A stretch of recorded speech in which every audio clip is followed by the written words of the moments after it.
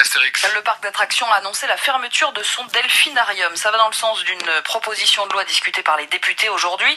C'est un texte pour lutter contre la maltraitance animale, que ce soit pour les animaux de compagnie ou pour les animaux sauvages. Valérie Barbe, quelles sont les mesures prévues par ce texte ? Pour les animaux de compagnie, la future loi veut créer un certificat de connaissance des besoins de l'espèce pour ceux qui adoptent un chien, un chat ou un cheval pour la première fois.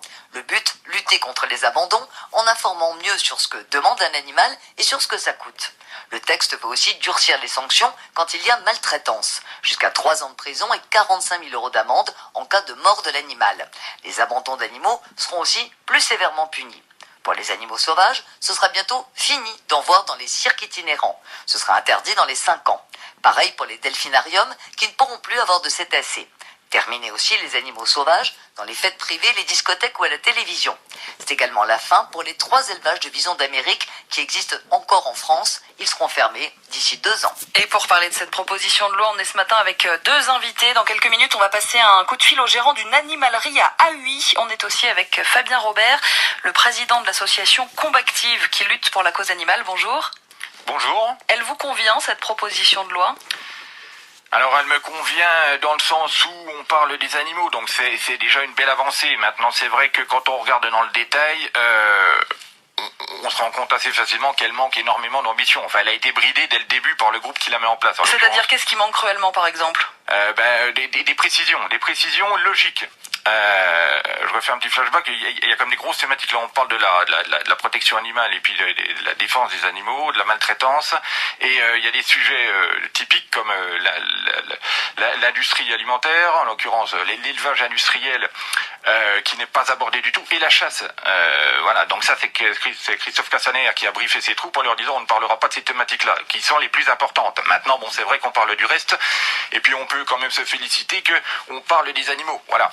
Mais effectivement, il manque, d'après vous, des grandes thématiques liées aux animaux. Fabien Robert, vous restez avec nous jusqu'à 8h-10. On va parler avec vous aussi notamment des animaux dans les cirques, puisqu'on en a eu pas mal en Côte d'Or. Et ça continue évidemment, hein. C'est un sujet qui est dans l'actualité et on va en parler avec notre invité toujours en direct dans quelques instants, Anne. Oui, on est avec Fabien Robert, président de l'association Combactive, une association qui lutte pour la cause animale. On va parler notamment des animaux sauvages, des animaux qu'on a dans les cirques. Vous restez là, c'est la matinale de France Bleu Bourgogne en direct. France Bleu Bourgogne.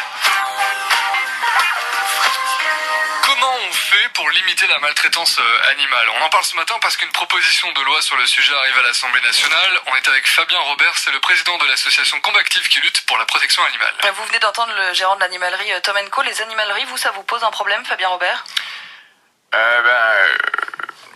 Potentiellement oui, pour la simple et bonne raison qu'on récupère des animaux qui proviennent souvent d'animaleries pour causer lapins, voilà, parce que exactement comme le disait le directeur, là, les gens peuvent avoir, on va dire, on va pas dire ont toujours, mais peuvent avoir des achats compulsifs comme ça à certains moments et puis se rendre compte que pour des raisons X ou Y, ils peuvent plus assumer l'animal et puis du coup ils s'en séparent. Lui, il a l'air de bien faire son boulot en prévenant et en informant les gens. C'est pas forcément le cas dans tous les magasins. Ah ben non, c'est sûr. Puis après, il parlait également des ventes sur Internet. Alors il faut savoir quand même que normalement aujourd'hui, un site comme Le Bon Coin devrait être réglementé. Pour vendre un animal sur Le Bon Coin, il faut avoir un numéro SIRET. Après, qui est-ce qui va aller vérifier ? C'est ça la grande problématique. Et puis souvent, on adopte avec des copains qui ont un chat, une chatte qui a eu une portée ou des choses comme ça. Enfin, on imagine qu'il y a effectivement plein de... Alors ça c'est une autre problématique, oui, la stérilisation des animaux qu'on a personnellement, quoi. En l'occurrence, les chats et les chiens, quoi, qui devraient être automatiques, voire obligatoires. Dans cette proposition de loi, il est question d'interdire les animaux sauvages dans les cirques. En Côte d'Or, certains maires, ces dernières années, ont déjà pris des arrêtés. Ça a été le cas à Dijon notamment. Ouais. On est en avance sur le sujet en Côte d'Or ? On n'est pas en avance, mais on n'est pas en retard. Voilà, c'est vrai que quand la proposition du maire, les vœux du maire ont été adoptés, pour le coup, j'étais pas encore élu.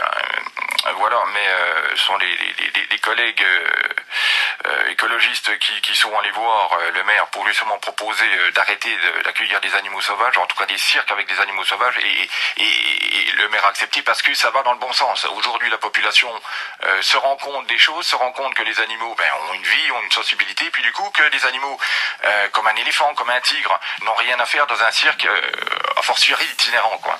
Mais quand on dit que c'est des animaux sauvages qui sont nés en captivité et que ça n'aurait aucun sens de les remettre finalement dans la vie sauvage, vous répondez quoi? Effectivement, les remettre dans sortir un éléphant d'un cirque et puis le remettre dans la nature, c'est sûr que ça n'a pas de sens. C'est la raison pour laquelle interdire les animaux, et ça rejoint la loi, interdire les animaux sauvages dans les cirques, effectivement, il faut le faire, mais il faut se prémunir de qu'est-ce que vont devenir les animaux. C'est-à-dire qu'il faut leur trouver une maison de retraite, des sanctuaires, et puis en tout état de cause, il faut que ça soit réglementé avec les circassiens, parce que on sait qu'un animal vendu en pièces détachées, c'est-à-dire en morceaux tués, si on prend l'exemple d'un tigre, on va vendre la peau d'un côté, les tigres de l'autre, les dents de l'autre, et puis ça reviendra beaucoup plus cher que si on vendait un animal entier, quoi. Donc faut faire très attention à ça, puisque c'est ce qui a pu se passer dans les pays comme en Espagne. À la manière dont ça va être mis en œuvre. Il est 7h49, avant de partir, Fabien Robert, les dernières questions en mode rafale. Juste, vous me dites bonne idée ou mauvaise idée. Créer une formation pour les nouveaux acheteurs d'animaux, bonne idée ou mauvaise idée? Bonne idée. Remplacer les animaux dans les cirques par des hologrammes. Très bonne idée. Offrir un chien à sa grand-mère sans qu'elle ne l'ait vu. Très mauvaise idée. Acheter un animal sur internet. Très mauvaise idée. Acheter un lapin à ses enfants. Très mauvaise idée. Acheter un dromadaire à ses enfants. Très mauvaise idée. Fabien Robert. Qu'ils sont en plus. Voilà, exactement. Fabien Robert, vous êtes libre, passez une bonne journée. Bonne journée. Merci à vous, bonne journée.